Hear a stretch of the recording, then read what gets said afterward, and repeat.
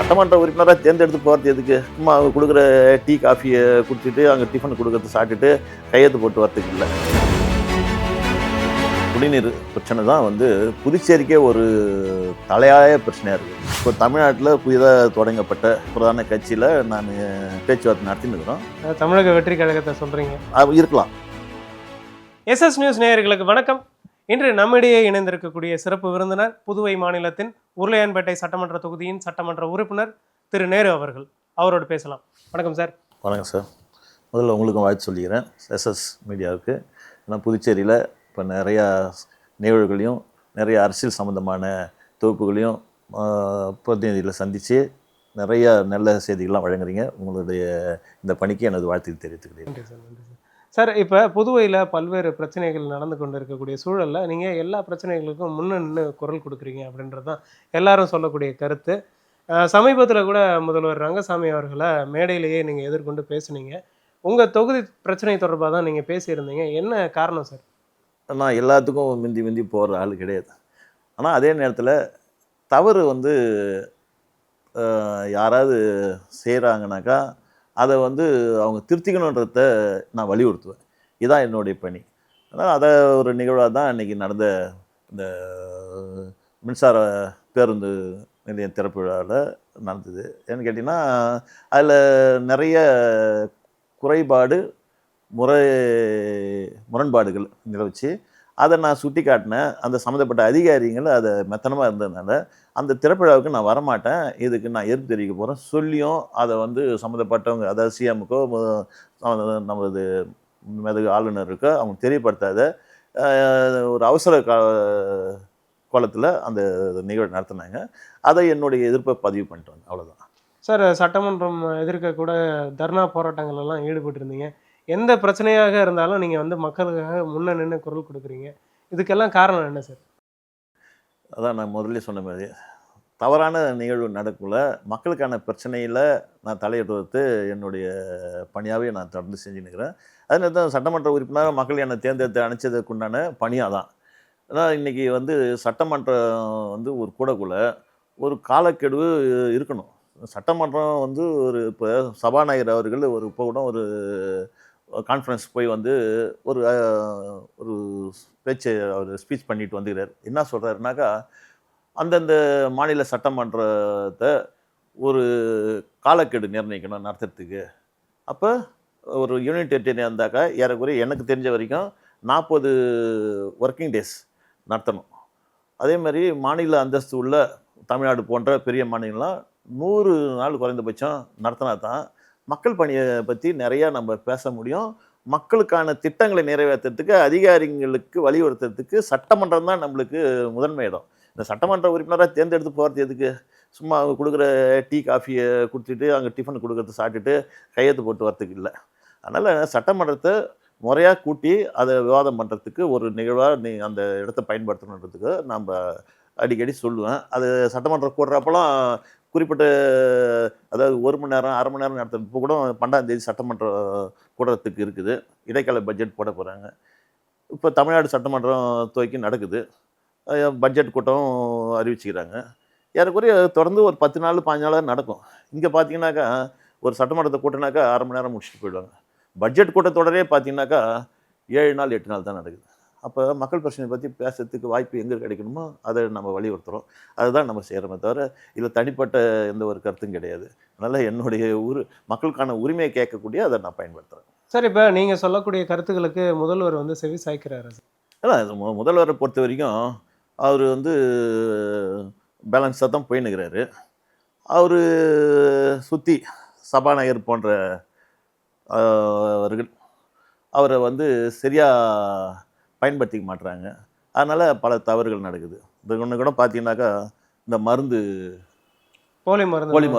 போலி மருந்தில் சபாநாயகர் ஒரு மத்திய அமைச்சர் போய் சந்திக்கிறதுக்கு அந்த குற்றவாளியை இட்டும் போய் சந்திக்கிறார். அப்புறம் அவர் ஒரே ரூமில் தங்குறாங்க, ஒரே இடத்துல போய் சாப்பிட்றாங்க. அப்போ அவருடைய பின்னணி என்னன்னே தெரியாத ஒருத்தர் மத்திய அமைச்சர்கிட்ட இட்டும் போகிற அளவுக்கு ஒரு சிநேகிதம் இருக்குதுனாக்கா அப்போ அவர் எனக்கு தெரியாத ஒரு பேக்ரவுண்டுன்னா நம்பக்கூடியதாக இல்லை. அதை மாதிரி ஆளுங்க இப்போ சட்டமன்றத்தில் இருக்கிறதுனால முதல் இந்த கூட்டணி ஆட்சியில் முதல்வர் பங்கு பெற்றிருக்கனால அவருடைய செயல்பாடை இதை மாதிரி ஆளுங்க குறைக்கிறாங்கன்றது தான் என்னுடைய கருத்து.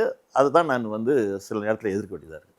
சார் இப்போ முதல்வருக்கும் ஆளுநருக்கும் துணைநிலை ஆளுநர் கைலாஷ்நாதன் அவர்களுக்கும் முரண்பாடு இருக்கு அப்படின்னு சொல்லிட்டு தொடர்ச்சியாகவே குற்றச்சாட்டு எல்லாருமே சொல்லிக்கிட்டு இருக்காங்க, எதிர்க்கட்சிகள் எல்லாருமே. இந்த விரோத போக்கு தொடர்ந்து நீடிச்சுக்கிட்டு தான் இருக்கா இவங்க இருவருக்கும்?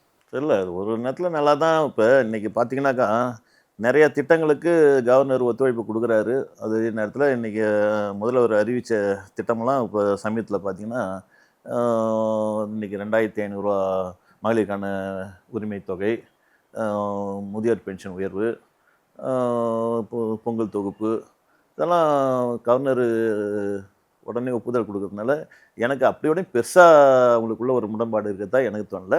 ஏதோ ஒரு சின்ன சின்ன கருத்து வேறுபாடு இருக்கலான்னு வெளியில் சொல்கிறாங்க. அது எந்த அளவுக்கு உண்மைன்னா, ஏன்னா நான் அந்த அளவுக்கு போயிட்டு அவங்ககிட்ட, ஏன்னா நான் அந்த கட்சியும் கிடையாது, அவங்களுக்கு சப்போர்ட்டும் நான் கிடையாது. நான் நடுநிலைமையாக இருந்து நல்லது செஞ்சாக்கா அந்த இடத்துல சரி, அது சரின்னு சொல்லுவேன். தவறாக இருந்துச்சுன்னா உடனே அதை சுட்டி காட்டி இதை தவறாக பண்ணுறீங்க, அதை பார்த்து சரி பண்ணுங்க, இல்லை திருத்தத்துக்கு வழி பாருங்க அப்படின்னு தான் நான் எப்பயும் பேசுவேன். சார் சமீபத்தில் வந்து புதிய இயக்கம் தொடங்கியிருக்கீங்க, நமது மக்கள் இயக்கமாக இறங்கியிருக்கீங்க. நீங்கள் வந்து உங்களுடைய இயக்கம் சார்பில் வரக்கூடிய சட்டமன்ற தேர்தலில் களம் காண போகிறீங்களா, இல்லை சுயேட்சையாக தான் களம் காண போகிறீங்களா? சுயேட்சை சட்டமன்ற உறுப்பினராக இருக்கிறேன். நான் திரும்பவும் ஒரு சுயேட்சா நான் போட்டியிடுறதுக்கு இருக்கலாம். ஆனால் ஏன் நான் வந்து ஒரு அரசியல் கட்சி தொடங்கி அதன் மூலிமா என்னுடைய ஒத்த கருத்து உள்ளவங்களுக்கும் நான் ஒரு வாய்ப்பு கொடுத்து என்னுடன் பணியாற்ற சட்டமன்றத்துக்கு அழைச்சி செல்றதுக்கு முடிவெடுத்தின் பயனாக நான் ஏன்னு கேட்டால், நான் கடந்த 30 ஆண்டுகளுக்கு மேலாக மனித மக்கள் சேவைக்கு என்ற ஒரு அமைப்பை ஏற்படுத்தி அதில் பல நிர்வாகிகளோட நான் வந்து பொது நல சேவையில் ஈடுபட்டு வந்தேன். அதனுடைய வந்து என்னுடன் வந்து இந்த புதுச்சேரியில் இருக்கிற பொதுநல அமைப்புகள், பல அமைப்புகள் என்னோட உறுதுணையாக இருந்து பயணிச்சுன்னு வராங்க.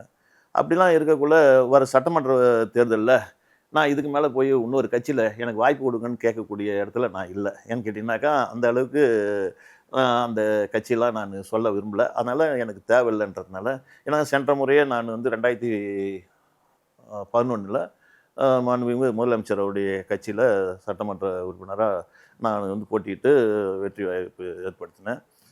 அப்புறம் அதுக்கு அடுத்தது கூட்டணிகள் பிரச்சனையால் அந்த 2016 தேர்தலில் எனக்கு அதில் இருந்தாலும் அந்த கட்சியில் நான் நின்று வெற்றி வாய்ப்பு இருந்ததுனால 2021 அந்த தவறை செய்யக்கூடாதுன்னு சொல்லிட்டு 2021 ஏன்னா மதசார்பற்ற இடத்துல இந்த மக்கள் விரும்புகிறாங்க நம்மளை. எனக்கு தொகுதி அப்படிப்பட்ட தொகுதி. அப்படி இருக்கக்குள்ள இந்த வாய்ப்பை நம்ம சரியாக பயன்படுத்தணும் அப்படின்ற இடத்துல நான் என்ன செஞ்சேன், சுயேட்சா நின்று எனக்கு மக்கள் ஆதரவு கொடுத்து ஜெயித்தேன். அதே மக்கள் தான் இன்றைக்கும் எனக்கு வாய்ப்பு கொடுக்குறாங்க. அந்த வாய்ப்பை நான் நல்லா பயன்படுத்தணும்னு சொல்லிட்டு என் கட்சி மூலிமா அதை நான் பயன்படுத்துறதுக்கு தயாராகிட்டேன். அதனால் கட்சியை நான் பதிவு பண்ண கொடுத்துக்கிறேன். ஆனால் அந்த கட்சி மூலிமா கண்டிப்பாக வர சட்டமன்ற தேர்தல் நிற்பேன். அதே நேரத்தில் என்னோட ஒத்த கருத்து உள்ளவங்க அவங்களுக்கும் சில பேருக்கு நான் வாய்ப்பு கொடுத்து சட்டமன்றத்துக்கு அழைச்சி சொல்லிட்டு இதன் வேலை தெரிவித்துள்ளேன். சார் கூட்டணிக்கு போக வாய்ப்பு இருக்கு சார்? எந்த கட்சிகளோடையாவது கூட்டணி போக வாய்ப்பு இருக்கா? கூட்டணி இப்போ இருக்கிற கட்சிகளில் கூட்டணி போகிறதுக்கு புதுச்சேரி பொறுத்த வரைக்கும் நான் தனியாகவே இருந்துட்டு போயிடலாம் அப்படின்றது. அதே நேரத்தில் இப்போ தமிழ்நாட்டில் புதிதாக தொடங்கப்பட்ட ஒரு பிரதான கட்சியில் நான் பேச்சுவார்த்தை நடத்தின்னு இருக்கிறோம். அது ஒரு வேளையில் அதோடைய முடிவு தெரியும். தமிழக வெற்றி கழகத்தை சொல்கிறீங்க, கரெக்ட்? இல்லை, இப்போ அதெல்லாம் இருக்கலாம். அது நாம் பேசுகிறோம். அது முடிவு வந்து கடைசியா அது என்ன இருக்குது, ஏன்னா இன்னும் நம்மளுடைய கட்சி உடைய பதிவு வந்த பிறகு அதை நான் பேசுவேன். சார் இப்போ தொகுதி சார்ந்து இந்த பணிகள்லாம் எப்படி போயிட்டுருக்கு? உங்களுடைய தொகுதியில் வளர்ச்சி பணிகள்லாம் எந்த கட்டத்தில் இருக்குது சார்?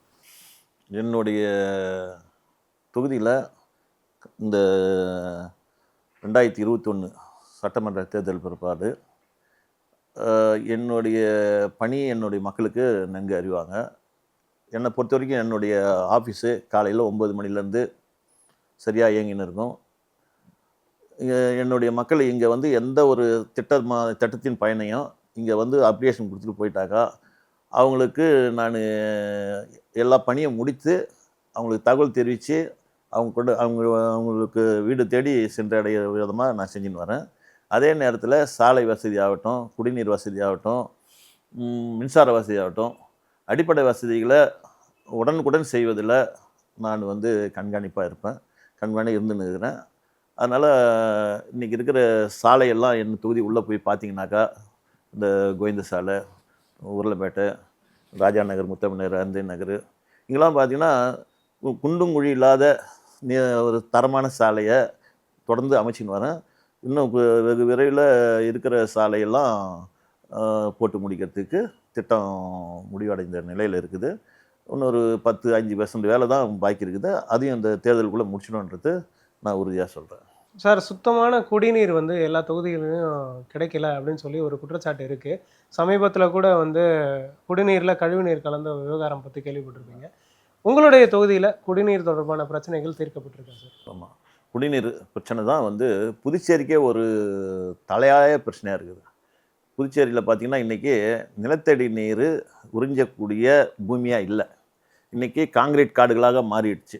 இன்றைக்கி சாலையாகட்டும், எந்த ஒரு பூங்கா கூட இன்றைக்கி வந்து நடப்பாதை கொண்டு காங்கிரீட்டு போட்டாங்க. அப்படி இருக்குள்ள மழை நீர் சேகரித்து பூமிக்கு அணைச்சி அந்த ரீசோர்ஸ் ஆகி அந்த தண்ணி மறுபடியும் நம்ம போர்வெல் மூலிமா வரல.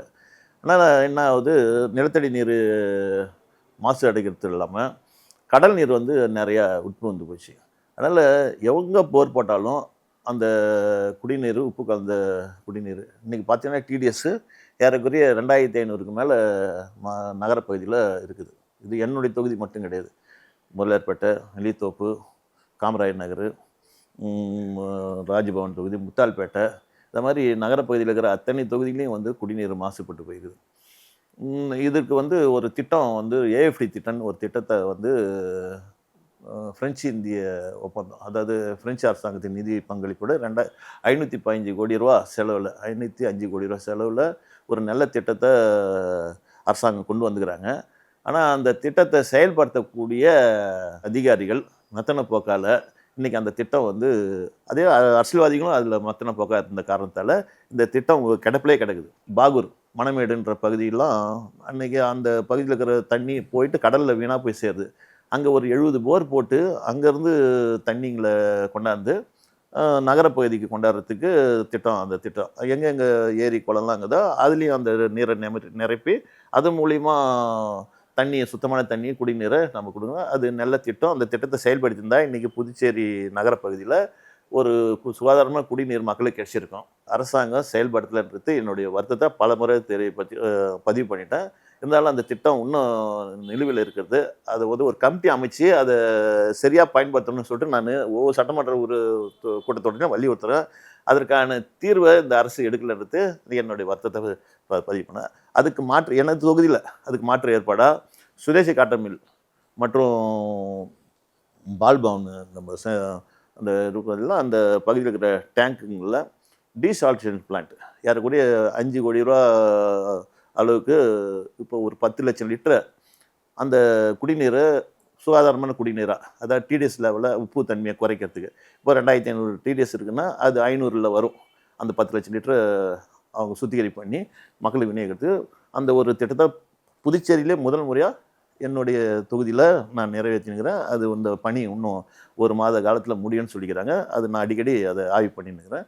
அது நல்லாவே வரும்னு எனக்கு ஒரு நம்பிக்கை. அது கிடச்சிச்சுனாக்கா ஒரு பகுதி மக்களுக்கு நல்ல சுகாதாரமாக குடிநீர் கிடைக்கின்ற மகிழ்ச்சியான செய்தியை நான் இதன் வாயிலாக தெரிவித்துக்கிறேன். தேர்தலுக்கு முன்னாடி அது எஃபெக்டில் வரும்னு நினைக்கிறீங்களா சார்? அதான் இப்போ வந்து கொஞ்சம் பட்ஜெட்டில் இப்போ பட்ஜெட் போட்ட பிறகு மீதி நிதியை கொடுக்குறதா சொல்லிக்கிறாங்க.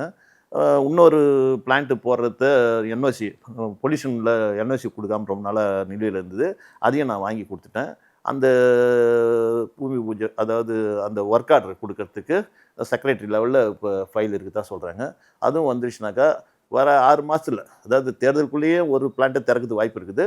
இன்னொரு பிளான்ட்டு போட்டாக்கா இன்னொரு 6 மாதத்தில் அதுவும் பணிகள் முடிஞ்சு அடுத்த ஒரு வருஷத்துக்குள்ளே நல்ல சுகாதாரமாக குடிக்கணும் ஓரளவுக்கு கிடைக்குன்ற ஒரு நம்பிக்கையில் இந்த பணியெலாம் நான் செஞ்சுன்னுக்கிறேன். இப்போ புதுச்சேரியை ஒரு சோதனை கூடமாக தான் மத்திய அரசு பயன்படுத்துறதை தவிர ஏன் அதை இப்படிலாம் செய்கிறாங்கிறது கேள்வி எழுப்பக்கூடிய இடத்துல இருக்கிறாங்க. அதாவது பெஸ்ட்டு புதுச்சேரியை கொண்டாடணுன்றது தான் எங்களுடைய கனவு. இதெல்லாம் ஒரு மாநிலமாக இருந்தால் தான் செய்ய முடியும், யூனியன் டெரிட்டரியாக இருந்தால் செய்ய முடியாதுன்றது என்னுடைய கருத்து.